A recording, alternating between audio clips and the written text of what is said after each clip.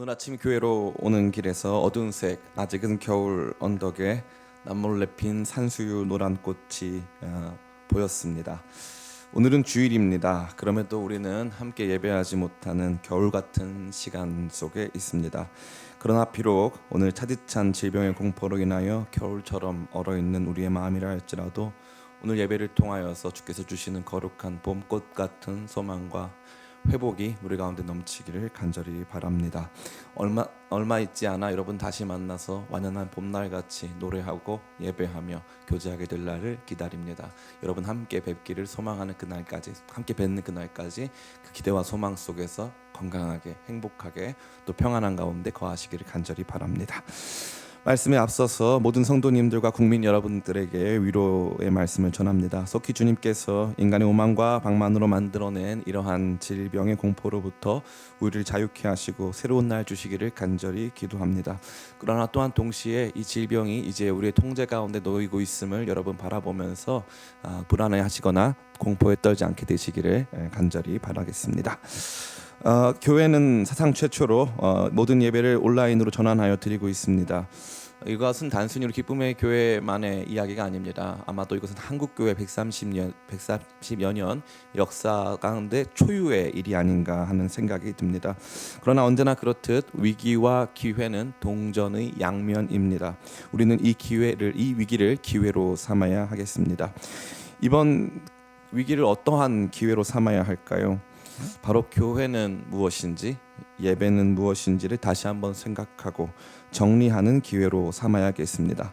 모일 수 없을 때, 또 많은 군중 속의 일원으로 예배하지 못할 때 우리 각자에게 교회는 무엇이고 예배는 무엇이었는가, 또 그렇게 살아가던 우리 자신의 신앙적 중심에는 무엇이 있었는가, 결국 나는 혼자 있을 때 그리스도인인가, 나는 예배자인가에 대한 깊은 반성을 통하여서 이러한 모든 시간들을 기회로 만들어 다시 한번 아무도 없는 그 자리에서도 예배자로, 아무도 함께하지 않는 그 공간에서도 교회로 설 수 있는 저와 여러분 다 되기를 간절히 바랍니다.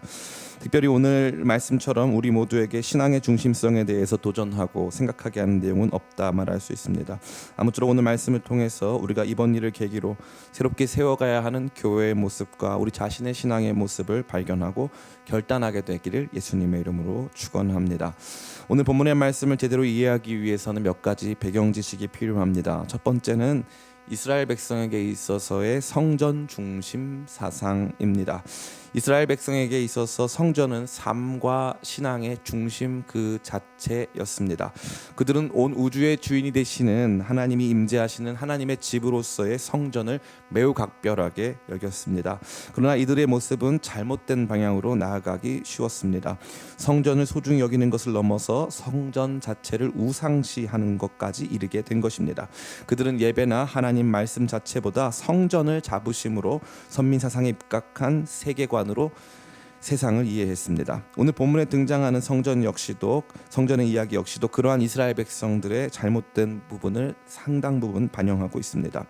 오늘 등장하는 성전은 헤롯에 의해서 시작된 대공사의 산물입니다. 헤롯은 에돔 사람으로서 로마 제국이 아첨한 결과로 유대인의 왕이라고 하는 타이틀을 얻었습니다. 그러나 백성들은 그에 대한 부정적인 인식을 가지고 있었습니다.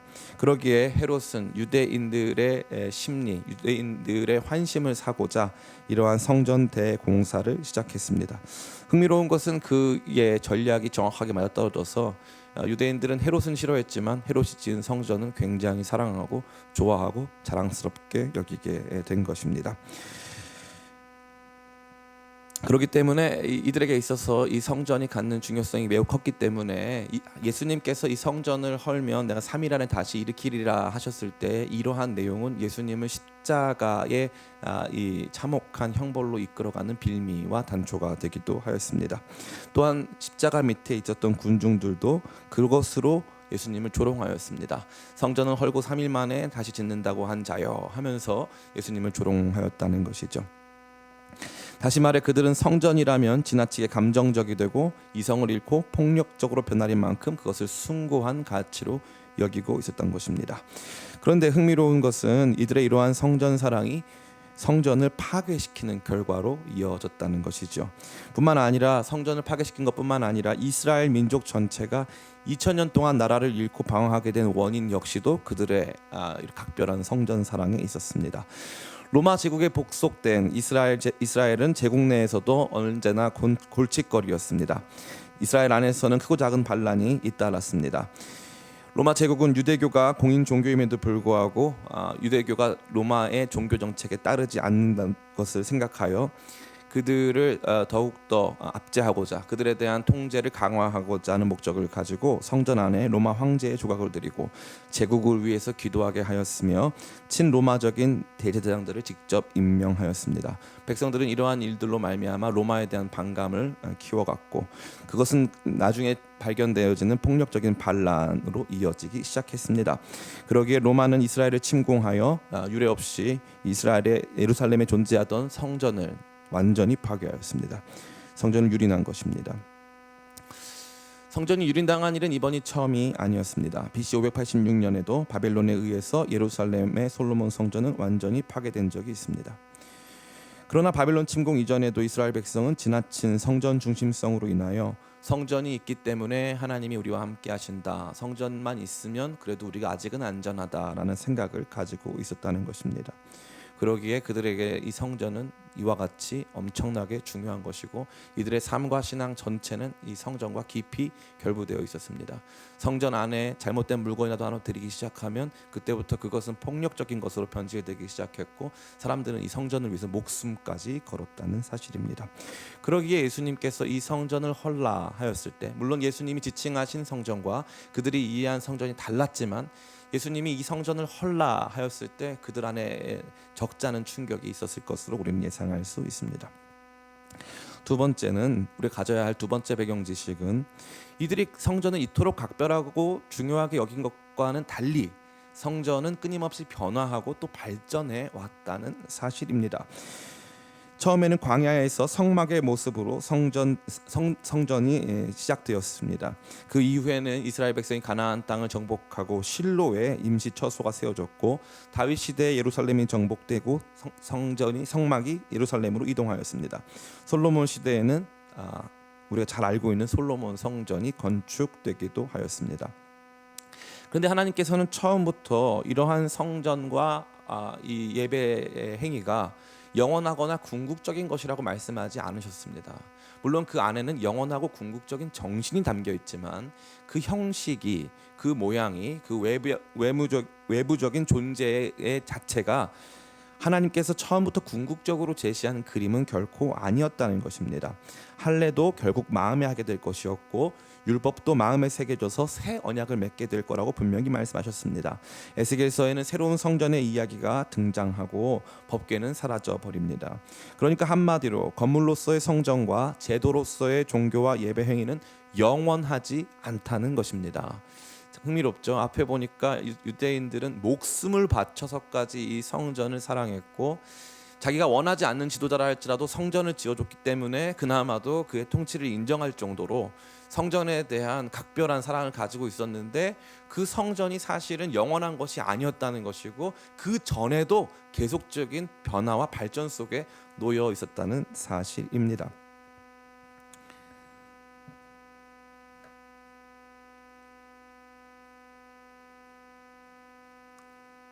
새로운 은혜가 잠깐 임했습니다. 뉴 그레이스가 잠깐 임했습니다. 이 내용은 신약 성도인 우리에게도 매우 중요합니다. 특별히 계시록에 보면 성전의 최종적인 형태가 드러납니다. 계시록 21장 22절 우리 한번 같이 읽어보겠습니다. 함께 같이 읽어보겠습니다. 계시록 21장 22절입니다. 성 안에서 내가 성전을 보지 못하였으니 이는 주 하나님 곧 전능하신 이와 및 어린 양이 그 성전이심이라. 아멘. 그러니까 충격적인 내용은 건물 성전들은 모두 예표였다는 사실이고 궁극적으로는 성전이 없다는 것입니다. 이게 가장 큰 충격인 거죠. 성전이 없어집니다. 예수님 다시 오시면 성전이 없다는 것입니다. 예수님과 하나님께서 친히 성전이 되시기 때문에 성전은 없어진다는 것이죠.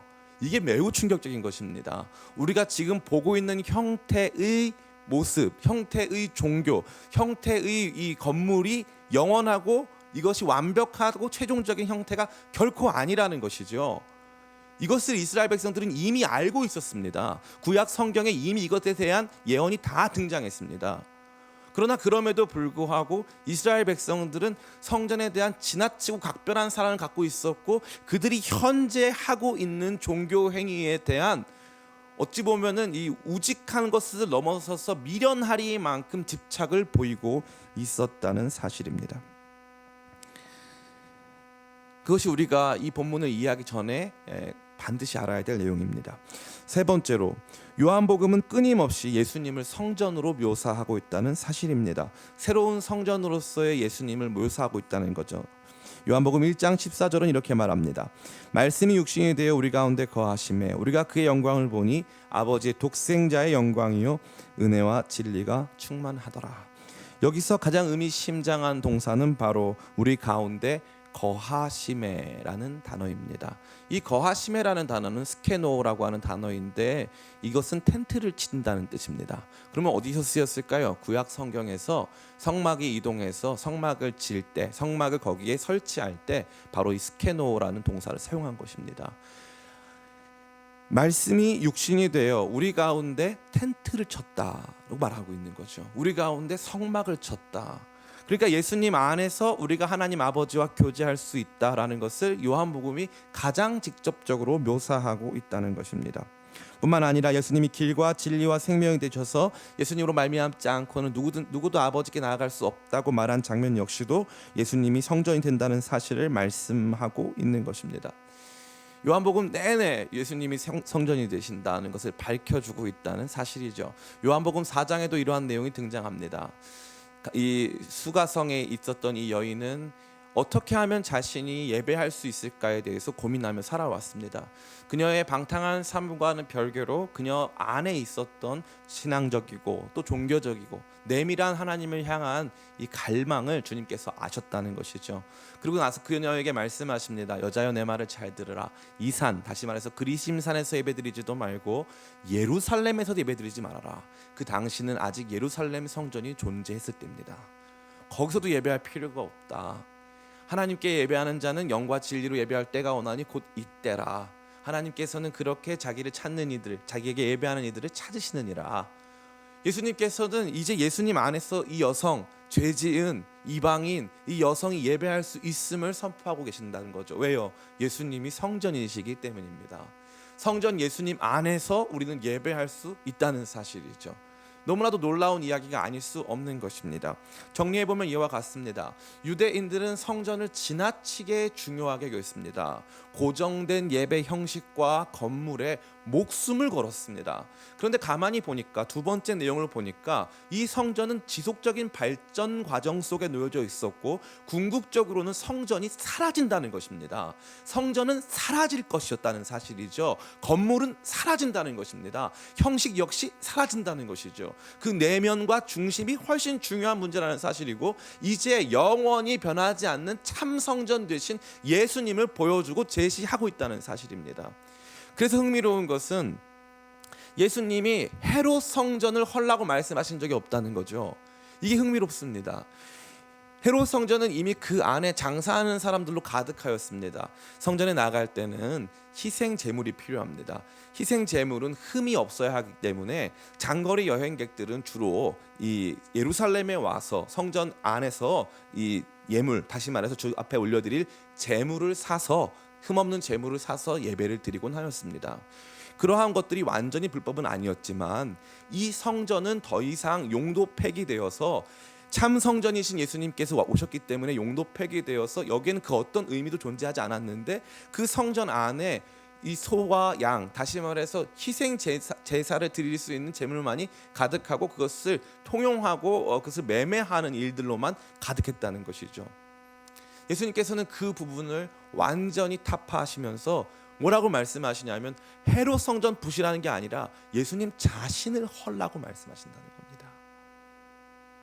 왜 그렇습니까? 헤롯 성전은 어차피 부서집니다. AD 70년에 완전히 박살났습니다. 헤롯 성전은 어차피 부서집니다. 그러면 진짜 헐어지고 진짜 새롭게 세워질 성전이 따로 있다는 것을 의미합니다. 그것은 바로 예수님 자기 자신이십니다. 예수님 성전된 예수님이 십자가에서 헐리시고, 마치 바벨론에 있었던 예루살렘에 있었던 솔로몬 성전이 바벨론에 의해서 완전히 허물어진 것처럼 예수님 자신이 허물어지시고 이제는 영원한 성전, 새로운 성전이 세워질 것을 강하게 말씀하신다는 것입니다. 자, 이러한 배경을 중심으로 본문을 통하여 우리 자신의 모습을 생각하려고 할 때 저는 주로 적용점을 3가지를 드리는데 오늘은 단 한 가지입니다.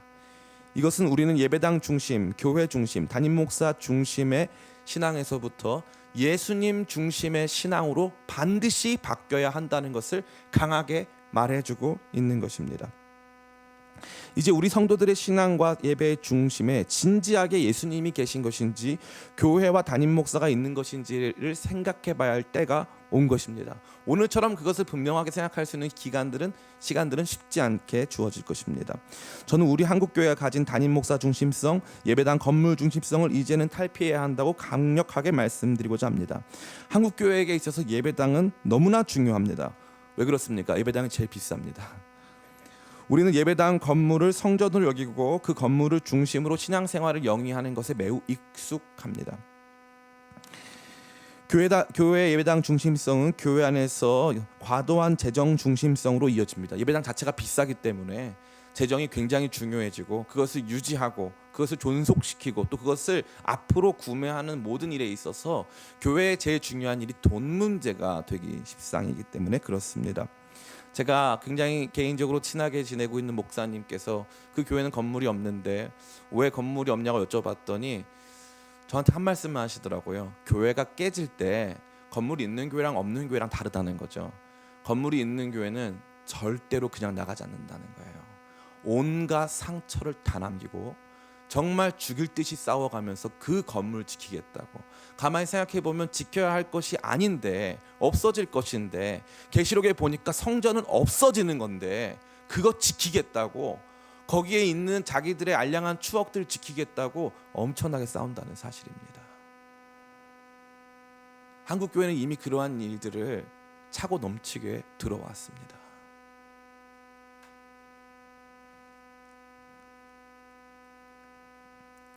지금은 그 비싼 예배당 건물이 아닌 각자의 자리에서 예배하게 되었습니다. 매우 흥미롭죠.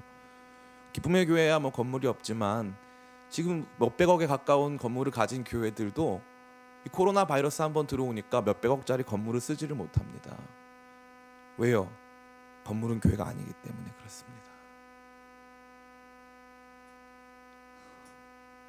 이 같은 측면은 우리가 중시하고 있는 교회라고 하는 조금 더 무형의 존재이지만 실상 우리 자신이 어찌 보면 우상시할 수 있는 다른 종류의 모습으로 이어집니다. 제가 기도원에 종종 올라가는데요. 기도원 올라가면은 저가 이제 기도하러 가면 많은 우리 분들이 좋아해 주시면서 이렇게 물어보세요. 어디 교회에서 오셨냐고. 본인들이 물어보실 때는 본인들의 교회는 누구나 이름 대면 알만한 교회들입니다. 그래서 제가 어디 후암동에 있는 기쁨의 교회에서 왔다 그러면 잘 모르니까 아 그렇군요 한 다음에 그 다음에 반드시 하는 말이 저는 어디 교회에서 왔어요 이 말을 꼭 하세요. 마치 제가 그 교회를 반드시 알아야 된다는 거죠.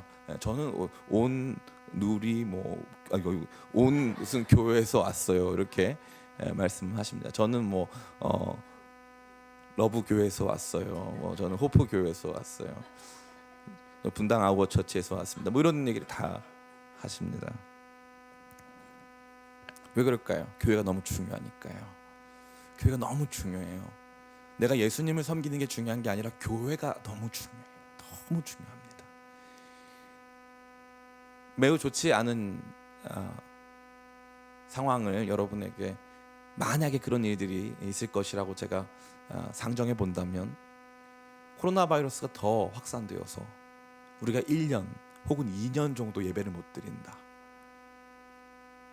그러면 우리는 어느 교회 사람입니까? 무엇이 우리의 신앙을 지탱해주고 있습니까? 예배당을 중심으로 생각하는 교회 중심, 교회라고 하는 실물을 중심으로 한 예배당이라고 하는 실물을 중심으로 한 신앙을 넘어서서 무형의 자산이지만 사실 그 자체도 영원할 수 없는 개교회, 개별적 교회를 신앙의 중심으로 삼고 계신 분도 너무 많습니다. 그리고 그 개교회의 중심에는 담임 목사가 앉아 있는 것이죠. 그래서 언제나 이야기 속에는 우리 담임 목사님, 우리 담임 목사님, 우리 담임 목사님, 예수님이라는 단어보다 교회와 관련된 이야기를 할 때는 언제나 담임 목사님이라는 단어가 훨씬 많이 등장하는 거죠. 제가 가만히 보니까 설교 동영상이 많은데 그 중에 일부를 잘라서 이렇게 은혜를 끼치는 아주 좋은 소스로 삼을 때가 있습니다.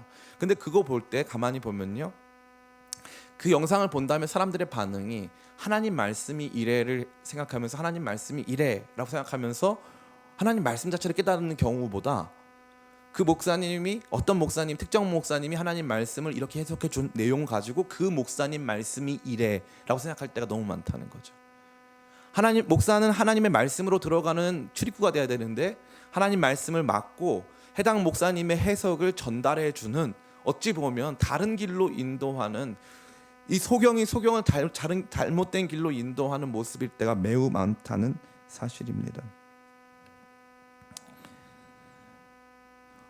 우리의 삶과 신앙은 우리가 함께 모였을 때도 우리는 신앙인이고 예배자여야 하며 흩어졌을 때도 우리는 동일한 예배자요 신앙인이어야 한다는 것입니다.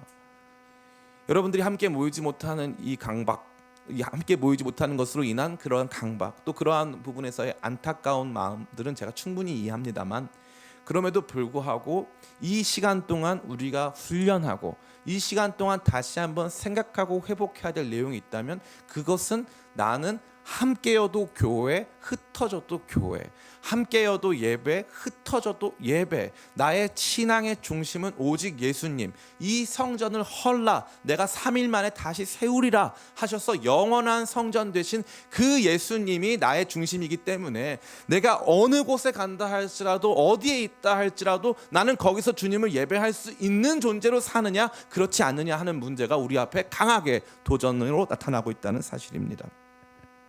얼마 전에 한 지체가 제게 선교에 대한 마음이 강해진다고 상담을 요청했습니다. 참 그 자매의 요청으로 말미암아 제 마음이 너무 뜨거웠고 너무 감사했습니다. 정말 살맛 나는, 목회자로서 정말 살맛 나는 이야기가 아니었나 싶습니다. 그런데 제가 그 친구에게 이렇게 얘기를 했습니다. 한국에서 선교사가 아니면 거기 가도 선교사 아니야. 한국에서 선교사 아니면 거기서도 선교사 아니야 라고 말했습니다. 교회도 같은 원리가 반대로 적용됩니다. 따로 떨어져 있을 때 예수님이 성전 되셔서 우리의 삶과 신앙의 중심이 되시고 목사님 자랑, 건물 자랑 안 해도 그분 안에서 하나님 아버지와 교제하고 그 하나님 아버지의 자녀된 우리가 너무 귀하고 너무 감사하면 우리는 모여도 교회, 흩어져도 교회인데, 모일 때만 교회고 모일 때만 예배고 건물이 있어야지만 마음의 안심이 되고 그것을 중심으로 신앙생활을 하는 것에 익숙해져서 사실은 이러한 종류의 설교를 듣기조차 거북하다면, 어떤 의미로 봤을 때 우리의 삶의 중심에는 사실 유대인과 같은 모습이 상당 부분 있다는 것을 인정하지 않을 수 없는 것입니다. 46년 동안이나 지었고 크고 화려한 대리석으로 만든 웅장한 교회 안에서 그들은 그것을 장사하는 사람들의 소굴로 만들고 있었습니다. 영원하지 못할 것 붙잡고 그거 영원한 것처럼 그거 가지고 서로 사랑하는 성도들끼리 엄청나게 싸움했습니다. 따로 떨어져 있어도 교회여야 하는데 그 교회 아니어도 우리는 어디서든지 행복하고 감사하게 예배하며 주님 따라갈 수 있어야 하는데 그러지 못했다는 사실입니다. 어떤 분들은 저에게 말씀하십니다. 목사님, 성도들의 삶이 얼마나 팍팍하고 우리가 얼마나 연약한 줄 아십니까? 우리는 결국 그런 믿음을 목사님을 통해서만 제도화되고 또 눈으로 보이는 교회를 통해서만 공급받을 수밖에 없는 존재들입니다 라고 생각하지만 처음에 교회는 그렇지 않았습니다. 교회는 처음부터 가정에서 모였고 또 같이 모이는 날도 존재했습니다. 그러기에 교회가 가져야 하는 가장 중요한 균형은 예배당에서만, 교회라는 이름 안에서만, 특정 목회자 안에서만 만족과 유익과 안정을 누린다면 그것은 우리의 삶과 신앙 전체가 사실은 바벨론에 의해서 멸망당하는 이스라엘, 로마 제국에 의해서 완전히 초토화되고 흩어져 버리는 이스라엘의 모습과 크게 다르지 않음을 분명히 인식해야 한다는 것입니다. 저와 굉장히 친한 분이 한 교회를 다니고 있습니다. 그 교회 굉장히 큰 교회입니다. 교회 다니는데 그 교회가 이제 특별 새벽 기도회를 하는데요. 그 형제님에게 제가 물어봤어요. 성도님들이 특별 새벽 기도 잘 나오시냐? 그랬더니 담임 목사님이 있을 때는 출석률이 거의 90%다. 근데 부목사님이 하거나 외부 강사가 오면은 출석률이 현저히 떨어진다. 이렇게 얘기하더라고요. 참 그 모습이 참 씁쓸했습니다. 안산의 한 교회는 그러한 이들을 방지하고자 2개의 예배처소에서 예배를 드리는데, 하나는 학교에서 드리고 하나는 예배당에서 드리는데, 일부러 담임 목사님이 어디서 설교하는지를 적질 않습니다. 그래서 성도들이 자연스럽게 그 예배 자체에 집중하고 예배 안에 있는 말씀에 집중하도록 한다는 것이죠. 제가 가장 크게 은혜를 받았었을 때는 언제냐면은, 제가 개인적으로 지금 굉장히 좋게 생각하지 않는 목사님이었는데, 그 목사님을 기도원에서 만났는데 제가 그날 엄청나게 은혜를 받았어요. 지금 생각하면 막 밤에 내가 왜 그때 은혜 받았지? 라고 생각할 정도로, 그때 받은 은혜를 모르고 싶을 정도로 제가 그 목사님 개인적으로 별로 안 좋아합니다. 그런데 참 신기한 게, 진짜 은혜가 임하니까 목회자가 안 보이고 말씀이 보이더라고요. 목회자가 안 보여요. 이 말씀이 무슨 뜻인가가 보이는 거죠. 오늘 저 목사님 의상이 왜 저래? 오늘 저 목사님 말투가 왜 저래? 나한테 대고 말하는 건가? 그런 거 안 들리고요. 오늘 이 말씀은 무슨 뜻이지? 난 어떻게 살아야 하지? 말씀이 다 나에게 뭐라고 말하고 있지? 이런 생각이 들린다는 것입니다. 도리어 이러한 마음은요, 저와 여러분들을 굉장히 지혜롭게 합니다. 그래서 지속적으로 이 하나님 말씀을 맡고 하나님 말씀이 온전히 증거되어지는 통로로 역할하지 못하는 목사님에 대한 그러한 부분에 있어서의 실망 혹은 건전한 이 필터링이 작용한다는 거죠. 저 목사님은 하나님 말씀은 전하지 않으시더라 하는 필터링이 딱 들어온다는 거예요. 그러면 바른 말씀을 더 흡수해서 더 건강해지고 더 강한 영적 자양분을 얻을 수 있다는 사실입니다. 많은 성도님들이 생각해요. 성도가 목사 선택하는 건 잘못된 거 아닙니까? 라고 생각할 수 있어요. 맞습니다. 특정 목사를 좋아해서 그 목사님 스타일의 설교만 좋아해서 선택하는 것은 잘못된 것입니다. 그러나 누군가가 지금 이 시대 가운데서 누군가가 정말 정확하게 하나님의 말씀을 전하는가 안 전하는가는 매우 중요한 문제입니다. 그 부분에 있어서는 우리가 따지고 생각해야 하는 것입니다. 그런데 정작 우리가 따지고 생각해야 될 부분은 생각하지 않고, 내가 저 목사님을 좋아하는가, 저 목사님이 내 마음을 시원하게 해줬는가, 저 목사님이 재밌는가, 내 귀에 들리는 말씀인가에만 집중한다면 그것은 결코 저와 여러분들을 건강한 신앙의 모습으로 이끌 수 없다는 사실이죠. 왜냐하면 그 목사님도 결국엔 없어지기 때문에 그런 것입니다. 신학교에 다니면은 흥미로운 사실이 있는데, 이 신학생들 간에 이제 모종의 이 라이벌 구도가 있습니다. A 목사님을 좋아하는 파와 이 B 목사님을 좋아하는 파가 이렇게 있어가지고, 자기는 A 목사님을 좋아하는 이유가 분명하고, 이 목사님 좀 더 아카데믹하고 좀 더 세련되고 멋있다. B 목사님은 좀 더 사회 참여적이고 막 이렇게 하면서 서로 경쟁하는 거죠. 근데 그 당시에 제가 학교 다녔을 때 가장 압도적으로 인기가 있었던 목사님이 한 분 계신데, 그 목사님이 성추문 책을 아주 많이 만드셨어요. 성추문 문제로 거의 교계에서 퇴출당하다시피 하셨습니다. 근데 물론 지금도 목회를 하시고, 거기에도 홍대에 있는 교회인데 거기에도 많은 사람이 출석하고 있어요. 매우 안타깝죠. 그런데 그때 많은 청년들이 어떻게 했냐면 그 목사님 책을 많이 태웠어요. 이건 중고나라에 팔기도 어렵다. 마치 에베소에서 마술사들의 마술 서적을 태운 것처럼 그 목사님 책을 많이 폐기했습니다. 많이 폐기했어요. 그럼 그 목사님이 단 한 번도 정직한 적이 없었을까요? 아니요, 있었습니다. 있었습니다. 그 목사님이 단 한 번도 진심인 적은 없었던 건가요? 아니요, 있었습니다. 진심인 적이 있었어요. 근데 어떻게 된 겁니까? 용도 폐기된 것입니다. 용도 폐기. 이제는 더 이상 쓸 수 없다는 거죠. 여기 있는 저 이요한 목사도 언젠가 용도 폐기될 것입니다. 지구상에 존재하는 모든 목사님들은 다 용도 폐기될 것입니다. 풀은 마르고 꽃은 시드나 주의 말씀만이 영원합니다. 우리가 바라보고 꿈꾸고 소망하고 기대해야 하는 은혜는 바로 이 영원한 하나님 말씀으로부터 오는 은혜입니다. 이 말씀만 우리 가운데 충만하고 이 말씀의 중심이 되신 예수님께서 우리를 완전히 뒤덮으시면 그 어디에 있어도 우리는 교회요, 그 어디에서도 예배드릴 수 있는 존재가 되는 것입니다. 주님께서 말씀하십니다. 이 성전을 헐라, 성전 대신 자기 육체를 허셔서 주님께서 부활하심으로 말미암아 새로운 성전, 영원한 성전으로 다시 우리 가운데 함께 하고 계십니다.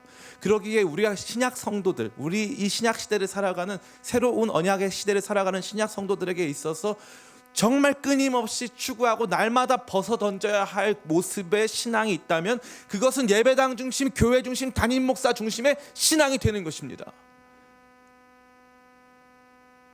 이와 관련되어서 많은 성도님들이 불편한 마음이 있으신 줄 알고 있습니다. 그러나 그럼에도 불구하고 싸우셔야 합니다. 안 그러면 여러분 죽습니다. 싸우셔야 합니다. 저 목사가 없어도 나는 예배드릴 수 있는 존재인가? 이 교회가 아니더라도 나 예배드릴 수 있는 존재인가?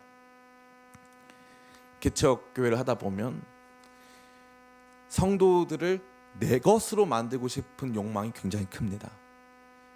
부끄러운 고백이지만 최근 우리 교회 안에서 성도님들의 이탈 현상이 조금 일어나고 있습니다. 아마 더 많이 일어나겠죠. 저희 교회는 특별한 추문이나 특별한 목회자의 타락이 아직까지 발견되지 않았습니다. 참 감사하고 다행이라고 생각하는데요. 그럼에도 불구하고 성도님들이 교회를 떠나십니다. 제 마음 같아서는 도대체 뭐가 문제냐, 잡아서 얘기도 하고 가지 말라고 말하고 싶습니다. 그런데 성령께서 제게 그런 마음을 안 주세요. 저 개인, 인간의 마음은 그런데 성령께서 주시는 마음은 그가 어디를 가든, 그가 어디에 서 있든 그를 위해서 기도하고 그를 사랑하는 마음으로 바라볼 것만 말씀하십니다. 더 큰 교회를 꿈꾸며 여기까지 왔습니다. 기쁨의 교회는 몇 주년 행사를 하지 않아요. 몇 주년. 그 제가 하지 않는 것입니다. 왜 안 하시는 줄 아십니까? 담임 목사가 보기에 우리 기쁨의 교회의 성장 속도나 기쁨의 교회의 모습이 처음에 개척했을 때 그러한 수준이나 그러한 모습에 미달되기 때문에 제 안에 부끄러움이 있었습니다. 이게 부끄러운 고백이죠. 이것으로 말미암은 저 자신의 고통도 상당히 많았습니다. 근데 하나님 저한테 요즘에 그런 말씀을 많이 하시는 거예요. 한 명이 있어도 두 명이 있어도 너는 생명의 말씀을 전해라. 그게 너의 할 전부다. 어떤 사람은 저는 절대 우리 교회를 떠나지 않을 거라고 생각하는 사람들도 많았습니다. 그런데 의외의 문제들로 서로 갈등하다가 떠나는 경우가 있더라고요. 이 교회는 이요한 목사의 교회가 아닙니다. 여러분은 이요한 목사의 양떼가 아니고요, 여러분은 예수님의 양떼고 저는 위임받아서 그들에게 생명의 양식을 공급하고 그들을 어둠의 권세에서 보호하는 것뿐입니다. 이 설교가 갖는 파장, 이 설교가 가질 수 있는 부정적인 효과에 대해서 제가 모르는 바가 전혀 아닙니다. 그러나 하나님께서 저에게 계속 이렇게 말씀하십니다. 요한 목사야, 눈으로 보이는 성전 아니야. 지금 있는 이 사람들, 이거 교회 아니야. 여기가 교회라 생각하지 마. 예수님 안에서만 온전한 교회, 온전한 성전, 온전한 하나님과의 교제, 온전한 하나됨이 있을 수 있음을 끊임없이 말씀하십니다. 비록 더디고 힘든 길이라 할지라도 우리 기쁨의 교회는 이 길을 걸어야겠습니다. 힘들고 어려워도 진짜 성전 되시는 예수님 안에서 예배하고 그분 안에서 하나님을 만나는 거룩한 경험과 체험이 넘쳐야 할 줄을 믿습니다.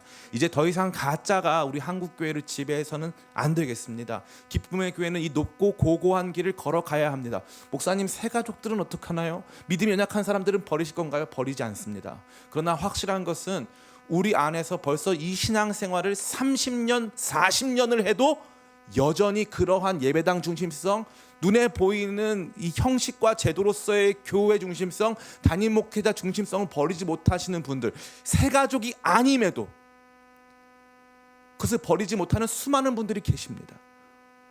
지금처럼 이 말씀이 들려올 수 있는 기회가 많이 없습니다.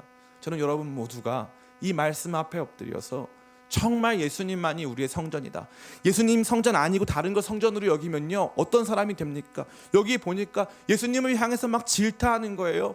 어떻게 이 40년 동안 지은 성전을 허물라고 하느냐, 이 성전이 얼마나 귀한 건 줄 아냐, 이 성전을 위해서 얼마나 많은 돈이 들어가는 줄 아냐? 얼마나 많은 사람들이 헌신한 줄 아냐? 얼마나 많은 사람들이 이것을 먹고 살고 있는 줄 아냐? 예수님이 성전을 헐라 이 한마디로 말미암아 참소당하고 조롱당하십니다. 성전은 헐릴 것입니다. 그러나 3일 만에 다시 세우신 영원한 성전 허물어지지 않습니다.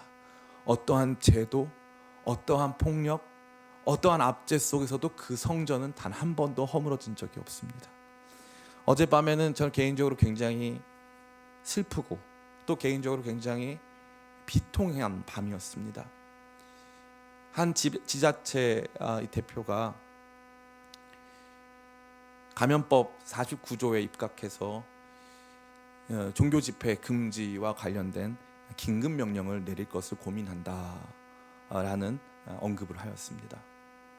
저는 우선적으로 그러한 내용에 대한 어떤 정치적 입장을 갖고 있지 않습니다. 그러나 한편으로는 종교 집회 자체가 불법화되고 명령에 의해서 압제된다는 것이 너무나 슬펐습니다. 너무나 슬펐습니다. 그런데 하나님께서 제게 이런 마음 주셨어요.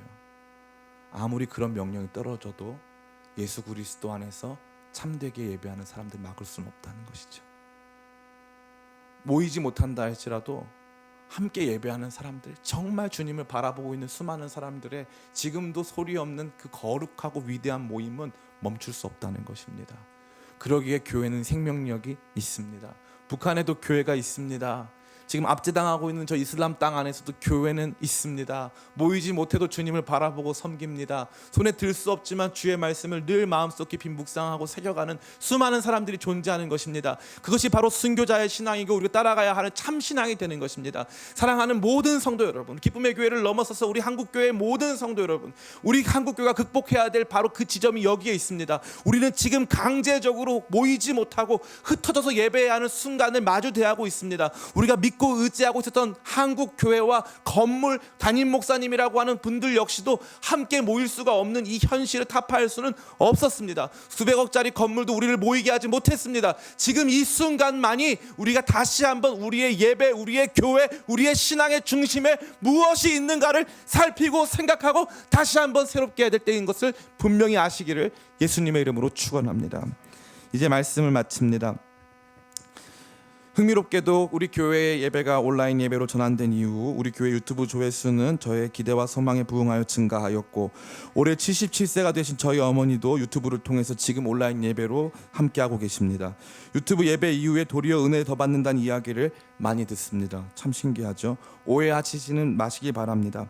코로나 사태가 맞춰지면 우리는 다시 모일 것입니다. 그렇기 때문에 제가 이 온라인 예배를 더 지속하거나 온라인 예배를 중심으로 해서 교회의 여러 사역들을 재편할 마음은 추호도 없습니다. 모여야 교회인 것 맞습니다.